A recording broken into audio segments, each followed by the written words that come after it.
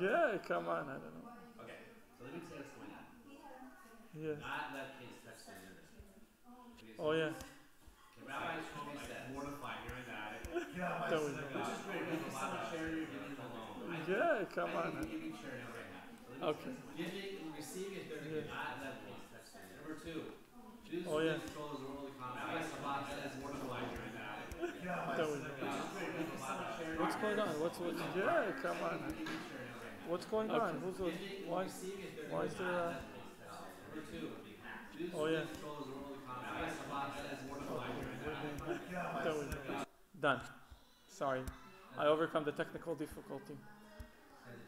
Malfunction. I just realized that in French the word for bad is mal. So it's we say malfunction, malpractice. It's like malware, right? It's bad. Mal rabbi. Okay, we're live. We're online. No Trump jokes today. Yeah. You heard it was a good line. You heard last week? You heard last week's Richard Trump joke? No. It was a beautiful. I didn't hear it. It was beautiful. Say it again. It was a good joke.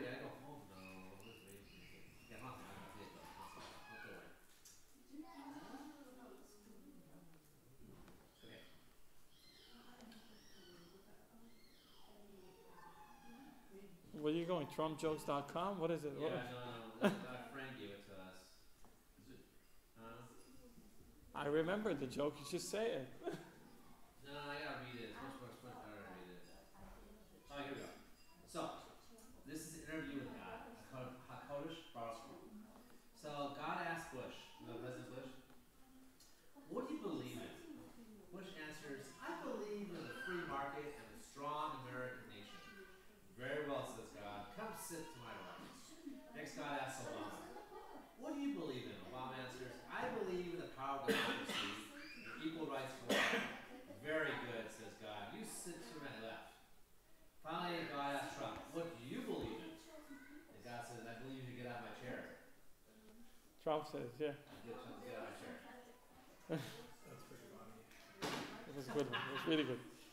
Okay, so the teacher for math, Elizabeth, how did you go with math? Math was a good subject for you? Oh my goodness. So the teacher is teaching math.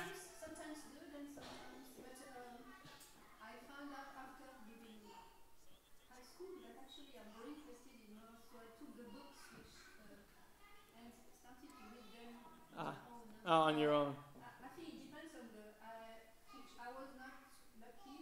I ran into teachers that made math very rock and sterile and Yeah. I liked math in high school. So the teacher is trying to teach the kids about division. So he says to one of the children, if I lend your father $100 and I'll give it to 10 months, and I agree with your father that every month he gives me back $10, how much would your father owe after 5 months? So the kid says $100. So the teacher says again, I gave him $100. We agreed every month he gives me back $10. There's 5 months. How much does he owe me? He says $100. He says, what are you, nuts? You don't know math? He says, no, you don't know my father. Right? So today we want to talk about the great giving. The Rambam, Maimonides, calls it the highest level of tzedakah, of charity. And that is indeed giving alone. Giving alone is higher than charity, and soon we'll explain why. Charity is only for poor people. And loan is both for poor and rich. Charity, there's a great level of discomfort to accept charity or to receive charity. Whereas a loan, everyone takes loans, it's from time to time. You just take a loan from someone, you give them back. And the third reason, charity is given only when the situation is really bad. Whereas loan is in order for the situation not to get really bad. You could give someone a loan to help them rebuild, flow some money into the business, rebuild their inventory, rebuild trust with creditors, and then hopefully they'll manage to pay it back. Then again, with all the above reasons, we still know that giving charity is much more popular than giving loans. Somebody comes up to you and you say, I need help. You give him charity. You don't say, I'll give you a loan, right? And it might be because of two reasons. One, it's easier to have mercy on someone whose life is completely, in a mess. It's more empathy towards someone who's really in a situation that's really bad. And second, it's easier to give and to forget about it than to give and to think, is it coming back? How much is coming back? When is it coming back? On one condition, on this condition, on that. But here's what Rambam says about giving charity. Here's Maimonides' laws of gift to the poor. There are 8 levels in charity. Did you know that, Richard? 8 levels. Each level surpassing the other. The highest level beyond which there is none is a person who supports a Jew who has fallen into poverty by giving him a present or a loan, entering into partnership with him, or finding him work so that his hand will be fortified so that he will not have to ask others for help. I've done all those 3. You've done. All 3 of them. Check all 3. Way to go. Can I get a blessing, please? Yes, you are a blessing.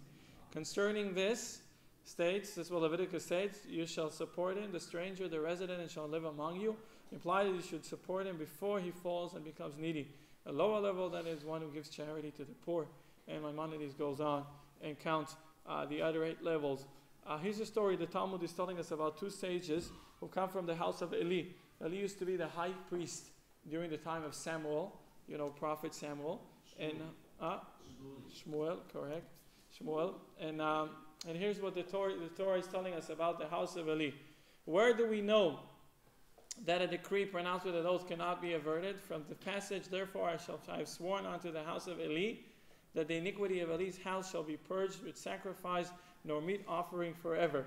The story was that the house of Eli was the high priest, but his offspring, his descendants, his children were not really, they were kind of arrogant, so to speak, and they were not really guarding the honor, the dignity of the tabernacle. You know how it is when you have a big company and then the boss's son come or the boss's daughter and they feel like they own not only the company but all the people that are there, and they go around bragging and firing people, hiring people. People are professionals who know what they're doing. So that's what the house of Eli was. He was the high priest. He was the man in charge, the first guy, the highest officer.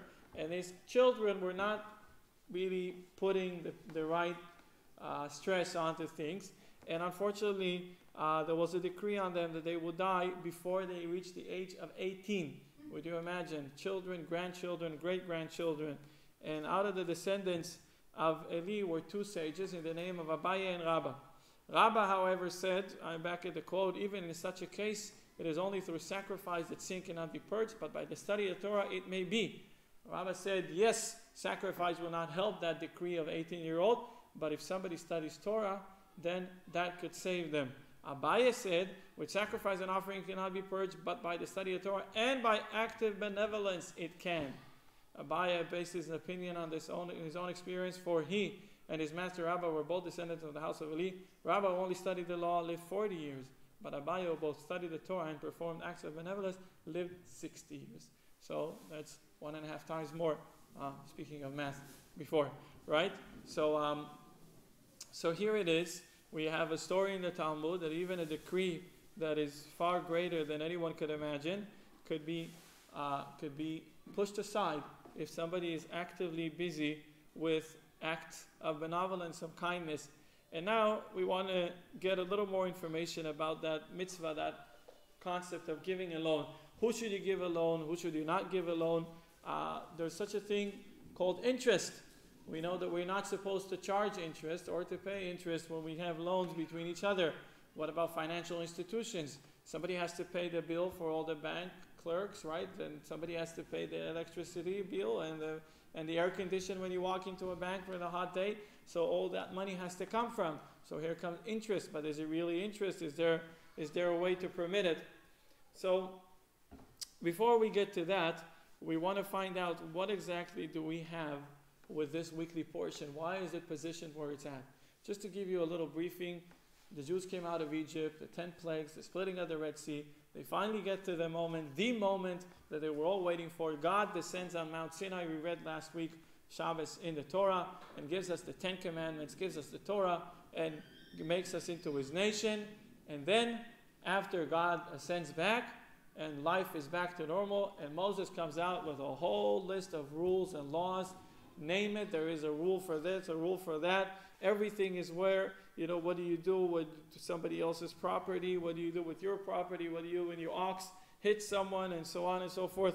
All of these things appear to be very, very in detail, in great detail, right after the story of the giving of the Torah. Right, we're back to just like a beautiful ceremony in the beginning of a school year, and then you go into class, and they're immediately loading you with everything, everything you need to know.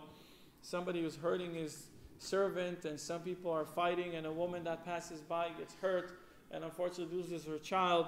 And what is this whole thing about? Why is this a place to load on us all the materials in such great detail?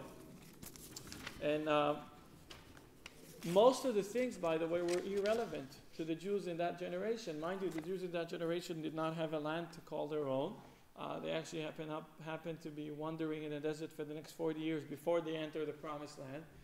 Though given it wasn't the planning, they were supposed to go to Israel, but then the spies and all that story, you remember, that's what made them wander in the desert for 40 more years. So all the laws with regards to owning a land, the fruits of that land, right when it grows, all these rules with relating to owning, having servants and having maid servants.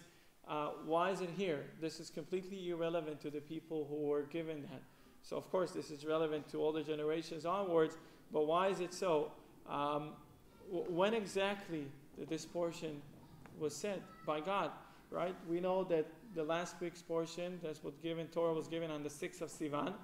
And then the day after Torah was given, Moses ascended back to the heavens. As you know, there was 40 days, 40 days, 40 days, right? Moses ascended back to heaven, and when he came down with the Torah, it was the 17th of Tammuz. That's 40 days from the 7th of Sivan. And unfortunately, that's when they did the golden calf, right? That's when he went back up for 40 days, and then he went down, and then he went back up for 40 days, and he went down on Yom Kippur with the second tablets. That's when God had forgiven his nation. God had forgiven the Jews for the golden calf. But what exactly, when was this said? So there's a few opinions. According to the Ramban, Nachmanides, these portions we were just talking about are all adequate. Right after the giving of the Torah, the very same day God told Moses, you have seen that from the heavens, I have spoken with you. Gods of silver or gods of gold you shall not make for yourself, and followed by, and these are the ordinances that you shall set before them. According to Nachmanides, this is exactly what happened. God giving Moses all the details in order to articulate and to give it to the Jews. Whereas Rashi says differently. In Exodus, when he had finished speaking with him on Mount Sinai, he gave Moses the 2 tablets of the testimony, stone tablets, written with the finger of God. And Rashi says, speaking to him, the statutes and the ordinances in the section entitled, and these are the ordinances in Parsha Mishpatim. So according to Rashi, this was not given to Moses when he came down. This was told Moses when he was up in the heavens for 40 days. So according to these two opinions, we have to find out really what's going on with why is it important for Torah? If this was said in this time, okay, we could say that, understand. But if it's not said in this time, like Rashi suggests, why is it important for the Torah? Mind you, giving of the Torah, and everyone is overexcited, and then comes all these details that mostly are irrelevant to the people talking. It's like walking into you walk into some kind of a class that tells you how do you plant seeds of corn in Uganda, right? I mean, I'm not going to Uganda, and I don't like corn, and I don't know what you're talking about. This is completely irrelevant. You could get here and there some clues that will help you on different things, but this is apparently all these laws are not in place. But really, there's such a conception where people see religious people, wearing a kippah and a beard, and then they think they're righteous, right? The perception is that they're righteous, but it's not true. In order to be righteous or pious, you have to work on yourself. In other words, just growing a beard and putting a kippah, it's not a big investment. This would cost you about $1 or $2, right? All this cost? Yeah, and then this would probably be 2 weeks of not shaving.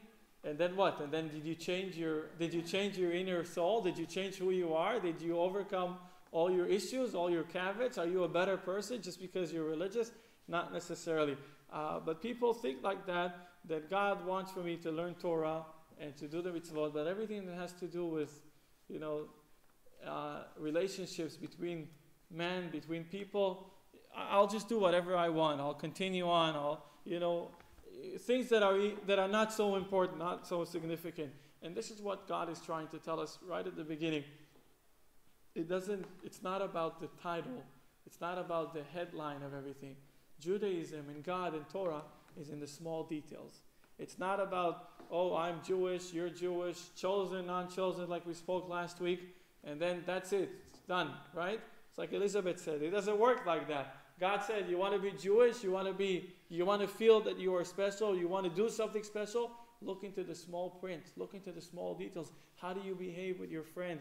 When you do someone's damage, do you tell them about it? Do you report about it? Do you pay for it?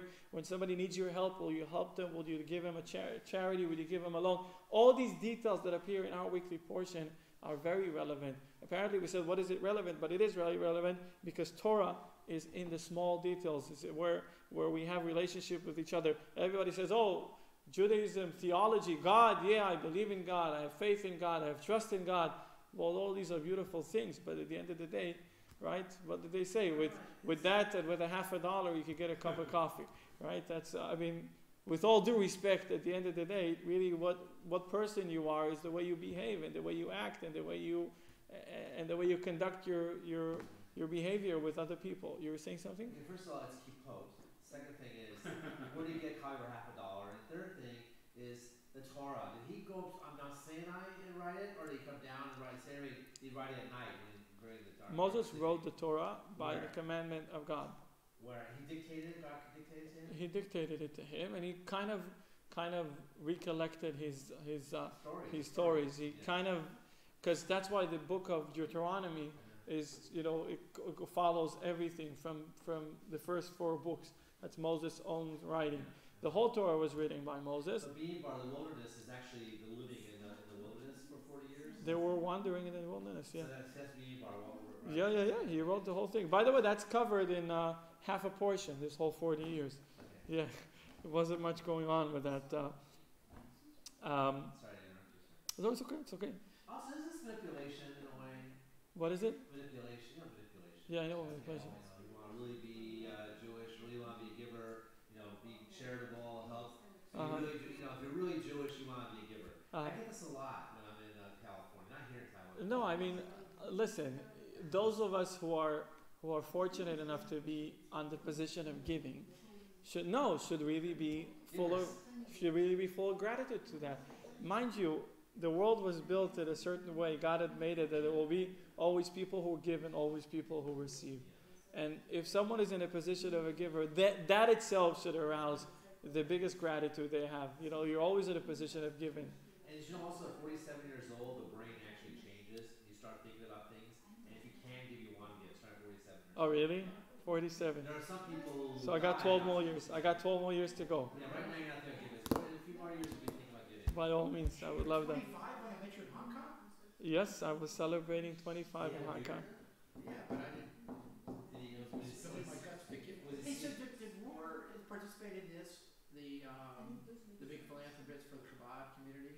To what? Roar. In what? In Taiwan. No, we're not yet there. Once things are going on, we'll definitely contact him, yes. So here's what the Rebbe says about the position of this weekly portion. This weekly portion is actually number 18, and the previous weekly portion is number 17. Here's what. Parsha Yitro, which we came out from, number 17 in the Torah. 17 is the numerical value of the Hebrew word Tov. You know what is Tov? He's good. Good. Yeah, Tov is 17. Which means good. Indeed, the revelation which took place on Parsha Yitro, giving and the 10 Commandments, is good. But it needs to be drawn down. This is done through the 18th portion. This is our weekly portion. Is number 18 in the Torah. 18 is equivalent to the word life, chai, right? Chai in Hebrew, which brings life to a man through following the Torah. So the Torah said 17, that's great, that's good, that's the revelation of God. But what is life? Number 18, that's the rules, that's the laws, that's where we are today. Yeah. What does drawn down mean? Drawn down, it means to, practically speaking, all that light and all that inspiration that you have, exactly, bring it into action. Do something with it. In other words, it's good that you're inspired, but that inspiration has to have some result. It has to be productive. So that's drawing down. So there was, the former Prime Minister of England, Margaret Thatcher, right? She was first she was She was the head of the district of some place in England. I don't know, Finchley, I don't know what it is. And she said 33 years she served as a representative. What district it was? I forgot. I don't know, but I know Finchley. she comes from almost a working class background. Yeah. Very modest background. So she's 33 years, and she said there was never an incident where a Jewish person came to the Ministry of Welfare. She was in charge of welfare. There was never an incident in 33 years that a Jewish person came to the welfare department to get help. He was always aided by their own community members. So she had great appreciation to the Jews. She expressed that also in writing. Really, the grace and the kindness of the Jewish people appears in our weekly portion. And the Torah is telling us that it's not only because we're just nice people, it's also a part of the commandments of the Torah. It's kind of awkward saying be nice. There's not such a commandment. But God does put commandments in the Torah that are actually making us more aware, more alert of the situation of our neighbor, our friend, our associate. And we should do something about it. Like you said, being inspired is not enough. It's about being productive. So here's what the Torah is telling us about the money. If or when you lend money to my people, that's a verse.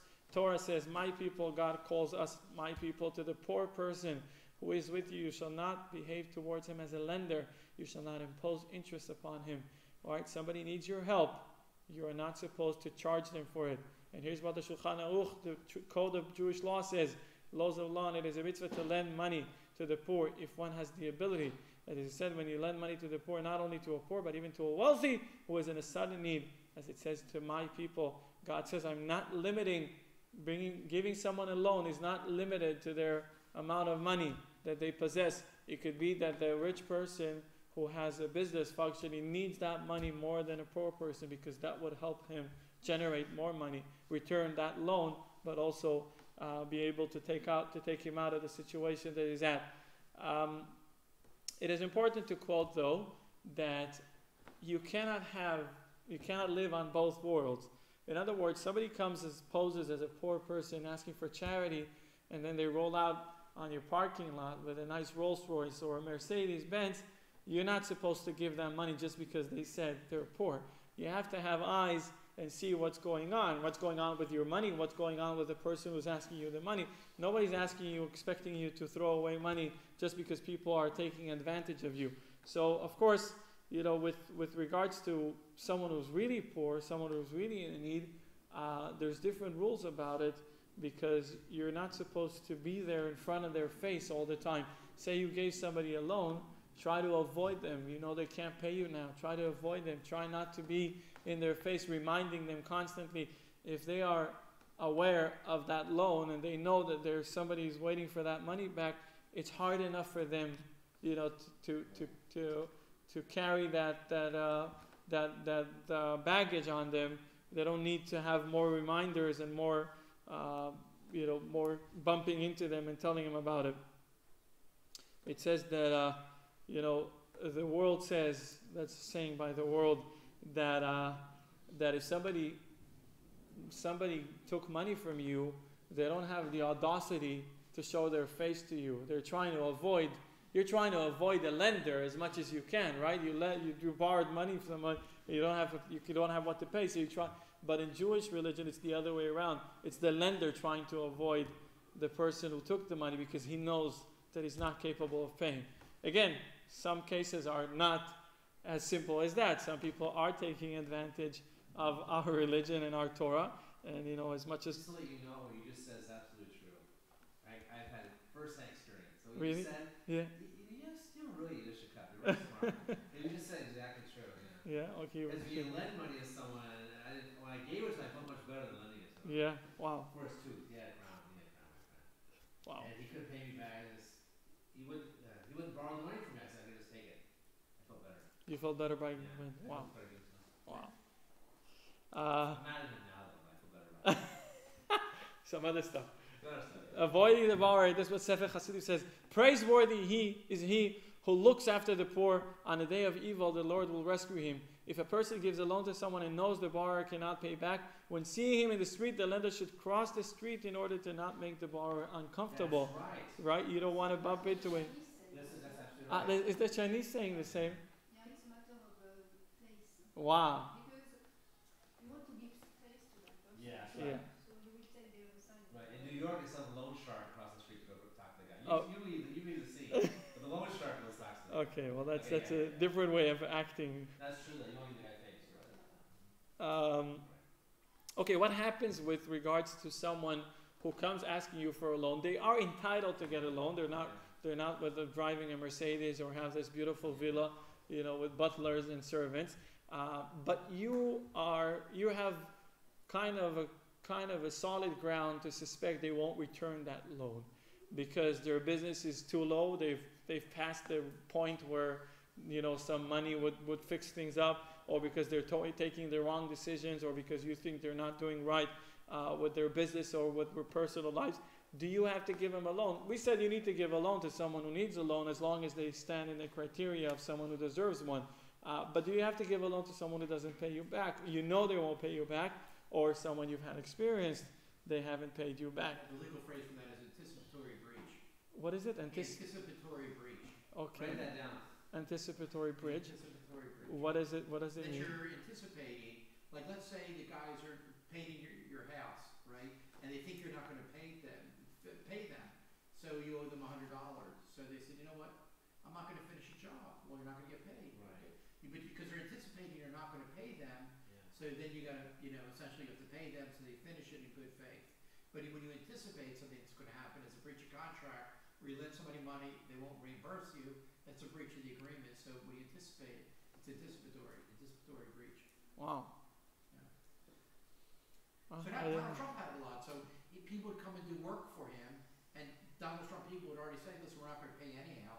So they said, we're stop working. So you're not going to get paid. So they said, listen, you pay us in full, then we'll finish the job. We're turning this around because we're anticipating through information and belief that you're not going to compensate us for the work.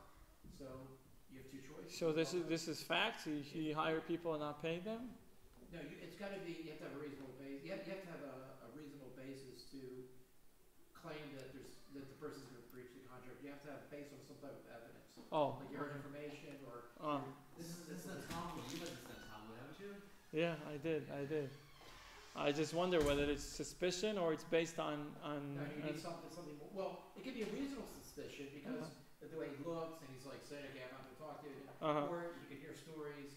But if you have some type of evidence, whether it be suspicion or information or somebody corroborate what you've heard, but or you just find out the person has a reputation for not paying. You find out there's somebody in the lawsuits, he's been sued 50 times, he pays a deposit and never the balance.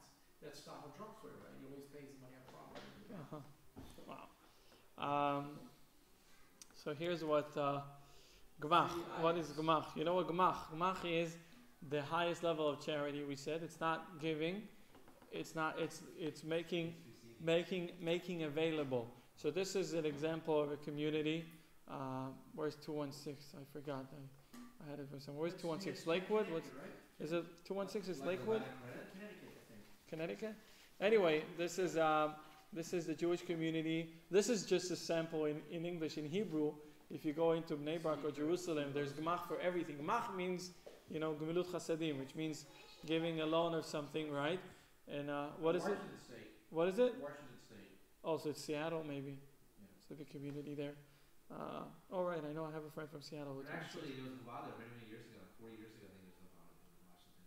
There was what? Around the time of UCLA in Los Angeles, I think Obama in Washington got built too. Oh, that's when they started. I think that's when they started like a year after Oh, wow. Cuban started. So this is Gemach, that's getting it.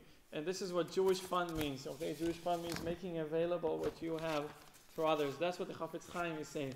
Ahavat Chesed, in his book, he has a book called Ahavat Chesed, literally translated as loving of kindness. Those who are not able to lend money on their own should gather together and form a Gemach. So it is across all Jewish communities that there is a Gemach in nearly each city. So not everyone is capable of giving a substantial loan. I'm not talking here $2, $5. But what people could do is make a certain fund, right, where they donate, contribute to, and that money remains in that fund. And then once somebody needs a substantial loan, they take from that fund and they return to that fund. So that's what the Hebrew Free Loan Association is. Yeah. In the States, Hebrew That's Free Loan. based on this. Right, Yeah. and then you replenish whatever money's taken out, and then you have money to go from. Correct. And actually, I spoke to the guy. They had like a 98% repayment or something crazy. Yeah, you know what? When people do that with sincerity, with honesty, there is very little chance that people will take advantage of the system.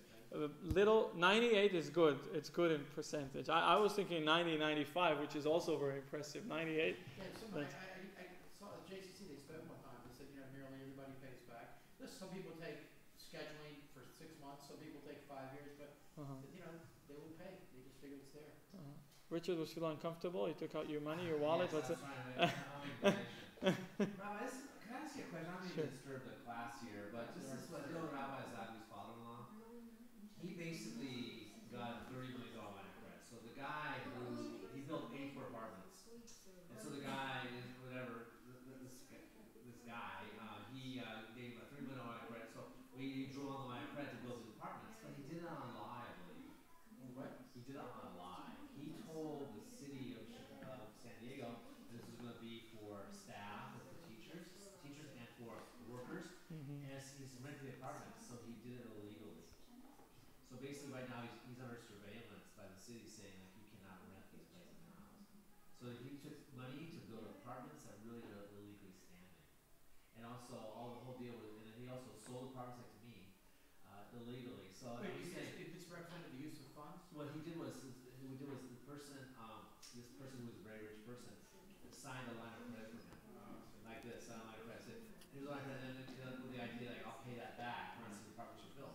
And we're going to use the 503B whole system and certain donation. He has a whole big thing, but basically he did it on the line. Sometimes I'm not trying to like disparage this poor person. Sounds like it.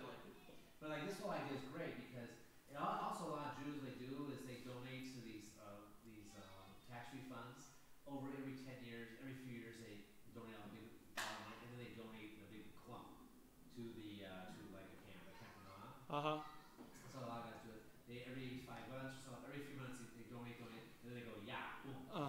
So from the fund they allocate. Too, Yeah, they allocate it. I know. That's. I would do that for you. Thank you. So here's what Rabbi Fuchs says, contemporary rabbi. There is no obligation to lend to someone who usually does not pay back. That said, if their current financial standing allows them to be beneficiaries of charity, the loan should be considered as charity to begin with and could be a part of one's tithe. So they come to you presenting like they want a loan. You look at them and you think, you need a donation, you don't need a loan. And that's what Richard was saying. You give someone, you expect to get it back, or you give someone and you say, okay, here, do whatever you need to do, and don't. There's a story that Rabbi Bootman from Cambodia. So he has an uncle in Hadera. Hadera is a city in Israel. He has an uncle. So he told the story about this fellow who found a wallet, and the wallet was filled with cash in Israel in Hadera, and the wallet had some IDs, the driver's license and everything, and he found the person who lost that wallet. Turns out they actually, on that day, they withdrew their paycheck because they wanted to get some cash for something. So they had all their, a lot of their money was in that wallet. And they found this individual through the police, and they went to their house and they give him back the wallet. And the wallet owner, the person who lost it, wanted to give them something in response. Wanted to, this is so beautiful. You didn't take anything. No, I would never take. It's not mine. And I found that wallet, and he said, I want to give you something. No, I don't want any. No, I want to give you. I want to buy you something. And he said, I don't want to. And he said, but I have to do something. He said, if you have to do something, find someone who needs a favor, and do a favor to them. Find someone who needs something good and do it to them. A Jewish person, I think he said, actually. Yeah, well, most chances in Hadera you would encounter a Jewish person. Hey, but my question is, Wait, I didn't finish the story. So what happened? So what happens is that this guy helped and benefited another individual, and when they benefited the other individual, the individual said, "What can I give you back?" And he said, "Find someone who needs a favor and do it to them." And you know, it's just a way that one single act of kindness was responsible for so many acts of kindness. You were saying something. so is there a position where if someone in your family is destitute and they don't ask for money, you have a responsibility to say to them, listen, I can tell you haven't eaten in 4 weeks, but where does that say? Yeah, it actually is a level of charity where prior to the person asking for it, by knowing that they need it, Right. so sometimes, most cases, someone is embarrassed to ask, but you know they need it, you care about that person, you will give them without them asking. And so by not doing that, by omitting to do that, is that something? No, you don't. No, I mean, wait, there is a rule with regards to if you see someone poor, someone in need, don't turn your head to the other side. So the question is whether that fit into that rule. You know of someone, you have solid grounds to believe that they're really in a state that they're needing. Would you just turn your head and pretend like you didn't know? Is it against the Torah? So I guess according to at least some of the interpretation, it is a violation of the law of lo tuchali talem. You cannot ignore. That's the title of this law. You cannot ignore. Don't pretend like you didn't see, like you didn't know, like you weren't aware. If you are aware, if you know of something, you should be pragmatic and do something about it. And the fact that that individual doesn't ask you for it means that they're in a state that they still have some dignity and they're not there to reach out their hand. So that doesn't make them less of a needy. That's known as the omission of an act. The omission of an act, right. Where by not doing something, you're causing sin or not. Right. So we were saying earlier about not giving interest. What's wrong with interest? So interest is like a snake. That's how our Torah tells us. Interest is like a snake. When the snake bites someone, they don't feel at the very second. They don't, the actual biting is like I was never bitten by a snake, thank God. But those who were, they don't describe it to be a very painful experience. But unfortunately, the venom goes into the blood system, and then it could cause severe damage to this individual without even noticing. So that's what interest is about. Somebody gives a loan. I could tell you from my helpers here, the 2 Filipinos who work for me, they wanted to send money, and there's a gray market here in Taiwan run by Filipinos, and they went to lend 50,000 NT from this gray market, so to speak, whatever, and they have to pay every month, right, 10% more, right? So the first month they pay, the first, when they take 50, it becomes 55. And then when they give 50, they give 5,000, it comes back to 50. Guess what? It becomes 55. If they give 10,000, it's 45 plus 4,500. That's 49.5. So I couldn't take it after they told me 2 months that they were spending. I took 50,000, I gave it to them. I said, go pay that loan, and you pay me every month in the salary. I'll deduct money from your salary in order. I said, I don't charge interest in our Torah. We're not supposed to charge interest. But people think they're in need of money, and they go take money, and they end up paying much more than what they needed. And I don't want to talk about those who don't pay to the gray market. Unfortunately, I don't know how it works in Taiwan, but in other countries, it's big trouble. In Taiwan, well, someone doesn't give you your money, you go and find a local godfather. A local what? Godfather. Yeah. And within 3 days, you will get your money back. Really? Or, if you don't pay, you will find a local triad boss. Triad. If That's the boss. someone owes you money for a long time and doesn't give you back, and you know the person, so you go and find a local triad. There is one in each area, In Wanhua, there's a lot of mafia. Everywhere. You will get your money back. You will get your money back within 2 years. The triad will get their cut, but you will get mostly. I mean. Wow. And if you owe money to someone, a lot of money, and you don't pay, in Taiwan, the best you can do is you go abroad. Really? Yes, because otherwise you might run into big trouble.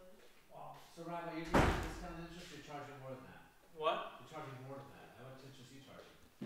How much am I charging interest? 0. I don't charge interest. What are you, crazy? No, that's what he says. It's like a snake. You don't feel the bite, but at the end of the day, you actually have to pay more. But what about you go take a loan from a bank, Jewish bank, okay? You know, Jews are controlling the world economy. A lot of the banks are Jews. All the banks are Jews. All the money in the world belongs to Jews, of course. But some goyim, they claim, like Jeff Bezos, he says he's not Jewish. It's the way he's rich, I'm sure he's Jewish. Okay. You're singing my song, Rabbi. Anyways, so what's the story of taking a loan from the bank? What about helping people who are not Jewish? What about it? There's just a way of priority. Priority is to help Jewish people first. For us, we are a very small nation, and our priority is to help our nation. The people around the Jews have proven themselves over the history as not being very helpful to Jews. So if your brother needs a loan, if a brother won't help his brother, if a sister won't help her sister, who will help? So of course we have priority over giving. That's why I'll be very honest with you on Purim, on the day of Purim when we are commanded to give charity to the poor.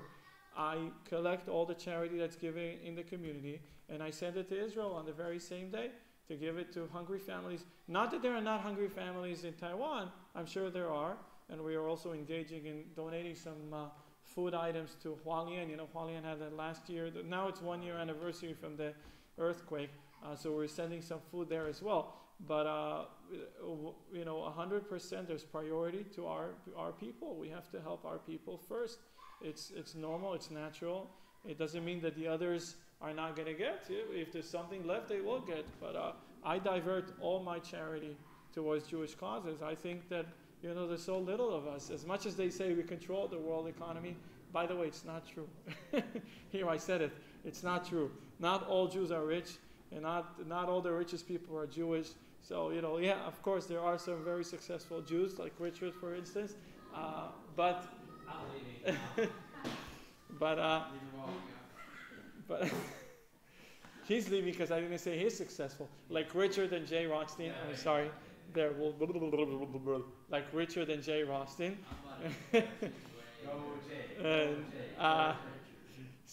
But really, the Torah prohibits us to take interest on a loan. What happens when you go to the bank in Israel or in America, Jewish bank, non-Jews are not obliged to follow by the rules of the Torah, but Jews are.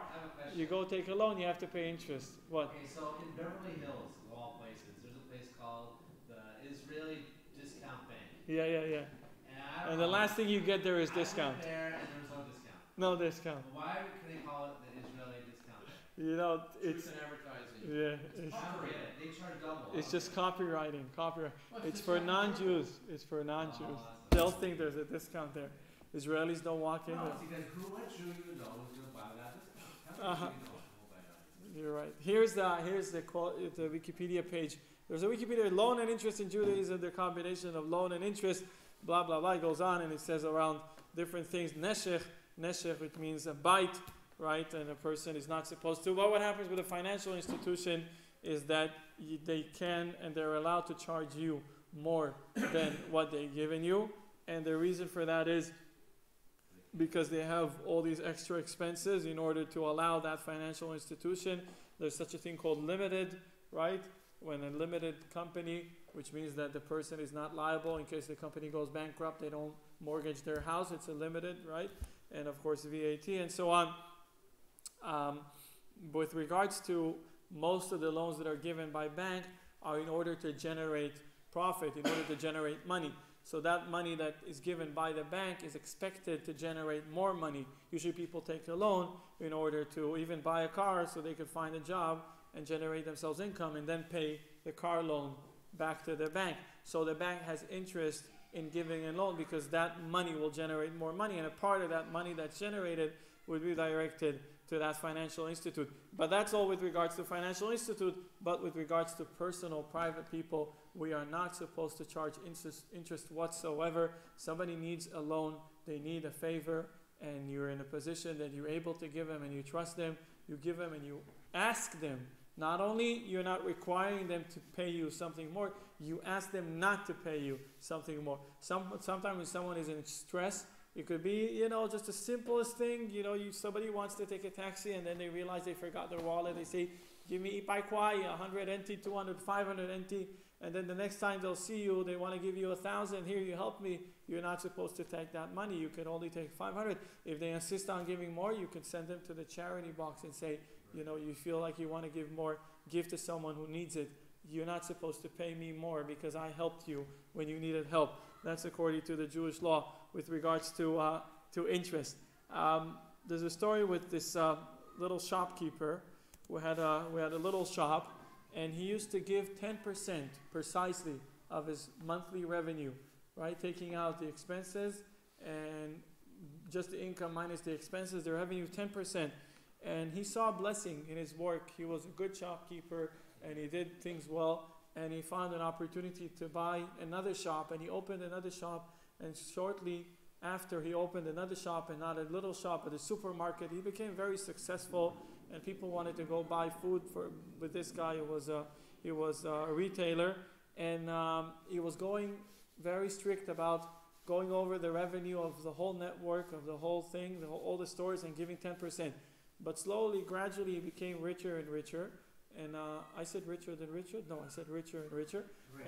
And the money, the 10% that was allocated for charity every month became a substantial amount of money. So substantial that he felt a little bad giving up that much money. And unfortunately to this individual, he started cutting on the amounts of the tithe, on the amounts that he gives to charity. And surprisingly or non-surprisingly, he did some business mistakes, and he lost one shop and another store, and he did some errors. He bought, his inventory went down the drain, and chapter 11, guess what? He becomes bankrupt. So he goes to consult his rabbi, and he says, what's going on here? I was such a successful businessman, and look what's going on. Now not only do I not own much, I owe a lot to a lot of people. And the rabbi told him as follows. He said, God takes care of everyone's needs. How does God take care of the poor people? He equips the rich people with money, and he tells the rich people, I'm giving you money in order for you to give it to the poor people. And what happened with you is that in the beginning you were a great banker. God trusted you. God did an investment. He said, I'm giving you money, and I know you could take care that 90% of that money you could keep, and 10% of that money you can actually give. You're my middleman, so to speak. But when God saw that you're taking that 10%, which wasn't yours to begin with, God said, I'll go find myself a different banker, and I'll trust my funds with him. And indeed, when we look at it, that's what the Rebbe says about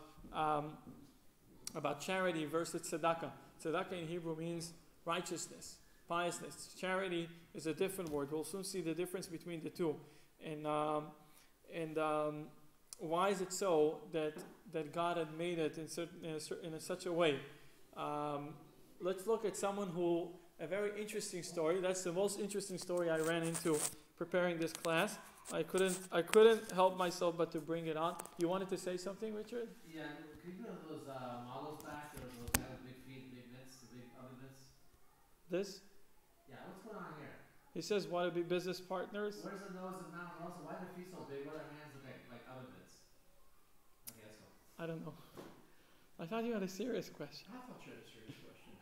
Leave the Pillsbury Doughboys alone. Yeah. I'll read this. Sorry. Okay, read this, Richard, please. Because that's our punishment. Yes. A certain person came before Rabbah to request charity. He said to him, what do you normally dine? Let me stop for a second. Okay, somebody comes to Rava's, knock at the door. I'm very hungry. Rabbi opens up the door and he says, oh, we got some chicken soup from yesterday, we got schnitzel from 2 days ago, and my wife came to a wedding and brought some stuff. What would you like?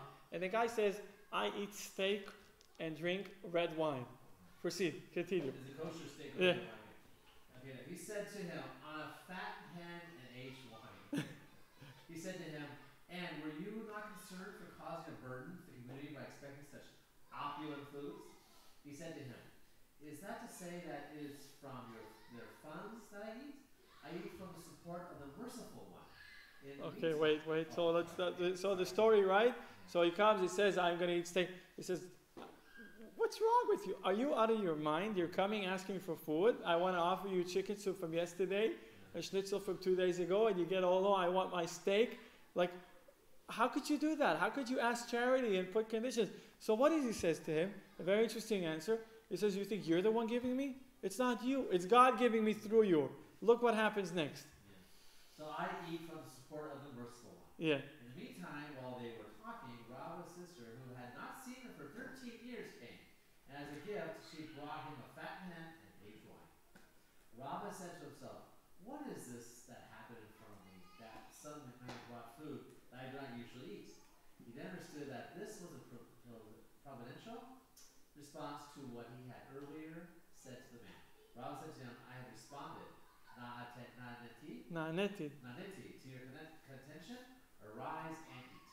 Very, very interesting story. The thing is though, maybe she heard him, maybe she's in the next room and she heard him. Or No, that's what the Torah says. The Talmud says she hasn't seen him. It was a surprise visit. She came and guess what food she brought? Exactly the food that this poor person wanted. So Rava said, what's going on, right? This guy who has the audacity to come and demand charity in a certain way, and then when Rava says, what's wrong with you? He says, you're not the one giving me. God is the one giving me. Guess what? Within 10 seconds, he's getting what he wants.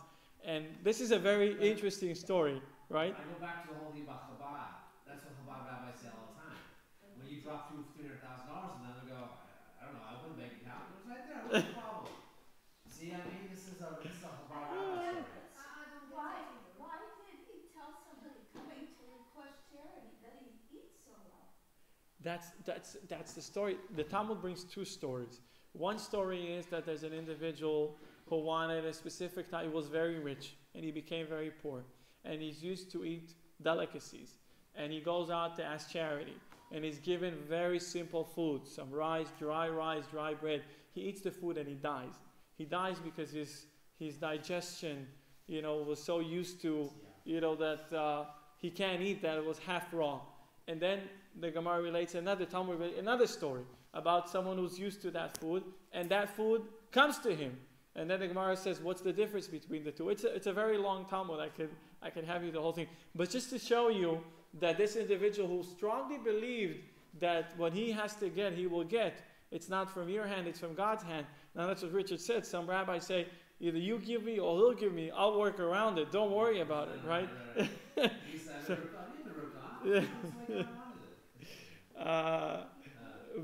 you actually read the Gemara.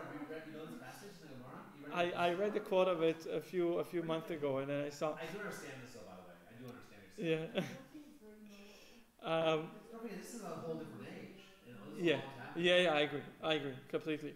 So what happens is, with regards to that, that's what the Or HaChaim says, that if you lend money, and he says, if you lend money, if you see that you have more money than what you need, and you lend it to the poor, you should know it is not your money but his.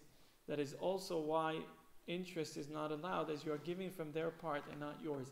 So if somebody wakes up in the morning and they have more money than what they need, so they should think to themselves, why do I have more money than what I need and what my children and my grandchildren might need? I guess I'm having someone else's money within my money. I guess there's some of my money that's not mine. I guess some of my fortune is supposed to be diverted to someone else, and that's why I'll never charge interest on it. What do you want to say? I want to say, more money than you need. What I need and what you need is different. Right. All right. That's why more money than what you need. That's why more money than what you need. I agree. Then it goes by the level of the person, of the individual. But the word need is stressed here, because do you really only do things that you need, or do you have things that you might not need but want? So then that's something that you need to judge yourself. No one else could judge you. Some people need to travel business class. Okay, for instance, need to pay 4,000 instead of 1,000. They're very big. Who would do a thing like that? No, they're very big, and they have their muscles hurt. Yeah. What? If you have to, you travel from France to China. Yeah. On the day, on the morning when you arrive, you have to go right away to the factory. Correct. Then you need the Right. class. Right. Because otherwise you. You see, when I traveled after Yud Shvat, when we had the little gathering, I flew economy class. I didn't need anything. I went there and I prayed. So I was a little tired, but it's okay. I prayed and I came back and I slept through the way almost. If I was given a window seat. Yeah. Okay. So I didn't need. I agree. That's what I'm telling Elizabeth. I didn't need it. Some people do need it. Yeah. If I would buy a business class seat on that flight, this would just be a waste because I don't need it. Right. 20 years ago, because I am for the protection of the environment, I decided I will never travel again by plane unless I really have to for work or for family. And I keep it. I'm French. Only my brother left to go, so I've not been to France for 2 years. Oh, really? And I have not. Last year I only left once is to go to Hong Kong because one of my friends passed away. Oh, I'm sorry to hear. It's not because I cannot afford it. It's because I say I want to protect the environment, so I have to. Okay. Yeah, so that's very individual. Many of my friends, if they don't travel or whatever, they feel very unhappy. Actually, we don't need to travel. We don't for traveling. We don't need to travel that much, except for business. If we have business, we need to travel, or if we have family or whatever. But for pleasure, we don't need to travel that much. Right? I agree. There's a certain mentality though about money. It's a very strange mentality too, because you could have $10 million and people say, I'm not going to travel business class. Why? I feel ripped off. Why should I pay them $5,000 for a stupid seat? I'm going to be here for 13 hours. Just go like the rabbi goes. The back, it's the back washroom, middle seats, cramp. What's the big deal? You're going to arrive at the same time as other people do, right? Other people are saying, see what I mean? So money's a very strange thing. So so you think what is more common? I think more common, I got $500,000, I'm going to fly first class. I'll waste the money till it's no longer. But I think this conserving mode is fading away slowly. I think there's more spoiled, I would say it's okay to travel business first class all the time, but what I have, the extra money I have to share it. I think sharing for me is very important too. Sharing with people, whenever I can share, I always now share with people who need it. That's why with regards to your question, I just want to reiterate what you asked about Jews and non-Jews. It doesn't say you're not supposed to give charity to non-Jews. It just say you prioritize. You prioritize Jewish causes. If I know Jews, Yeah. I will say one thing about Jews, especially Orthodox Chabad Jews. They want to put their kids in yeshiva. Yeshiva costs a lot of money. So when you're giving to them, you're helping Judaism continue into the future. So that when we all pass away, which will be when we're 120 years old, we know that when we gave, there are other Jews who benefited from our money, and they're going to continue Judaism into the future. Yeah. That's how I look at it. I agree, but if you can give good credit, if you can let some other people give credit to the Jews because of our generosity to them, it's very good as well. I'll say something on charity also. The synagogue I belong to, one of the greatest heart surgeons, cardiologist, was in my synagogue. And a rabbi in New York was very sick. He jumps in a plane right after Shabbat, boom, arrives to help. Now that's also charity too. It's giving you service out of the field. Absolutely. Would you do that also? If I was a great cardiologist, I would. No, if I was sick, would you bring more than a matzo ball? I would prohibit it. You come over and I would consult Jay before going. you mail it to me. Play it safe. I'll I'll send you my Hema. So here's what the Rebbe explains about the difference between charity and tzedakah. There's a common misconception regarding the translation of the word tzedakah. The standard translation is charity, while the literal translation is righteousness. The connotation of the word charity is that the one giving is to be applauded. for giving away his own money to another person. However, the reality is that is really not the truth regarding tzedakah. As all money belongs to Hashem, and He gave it to us to be used for the right things. That attitude is expressed with the word righteousness, which tells us that tzedakah is the righteous act. It is to be given with the understanding that the money given was destined to go to that person receiving it. Hashem gave it to another Jew in order to give him the opportunity to do a mitzvah. So this is a serious thing, Of course, we always applaud people who give donations and contributions. Of course, we feel very privileged to have people helping us. I'm speaking as a religious organization that is supported by donations. But on the other hand, let's put it on an individual level. When somebody helps someone else, they shouldn't feel so full of themselves. They should feel like they did the right thing. Doing the right thing. Yeah, exactly. So I told you that may we always be on the giving side. That's what the biggest blessing. What about the people? A lot of people are afraid. Like, let's say you're 60 years old, but you're afraid to give too much money because you don't know if you'll have enough money in retirement. Mm-hmm. That's something too. So you're giving yourself. But doesn't the Rebbe say something like the more you give, the more you'll receive? Yes, absolutely. He does say a lot. Yes, it's not only the Rebbe, it's the prophet says that. Yeshayahu says by giving, you're actually receiving. Yeah. That's what see how smart Yes. these are. And also, who's that one guy has a French name? He gave $30 million, and they asked him the queen asked him, how rich are you? He said, I'm only as much as I gave. My value is only how much I give. I don't remember that story. Oh, what's his name? Not Maimonides. No, but just in that word, this was his speech, and he talks about, please don't thank me for giving this. This does much more for me than it does for you. I know it's ironic to say it, but Yeah. Well, you have to be someone special to really put that statement. Anyway, wow, it's 8:30 and I still didn't take care of the kids. Yeah, I have to go home. See you next week. I have to go home. all right. I have to go home. Richard, ready? Yeah, what was his name? Come on, Rabbi, you know his name. The guy who was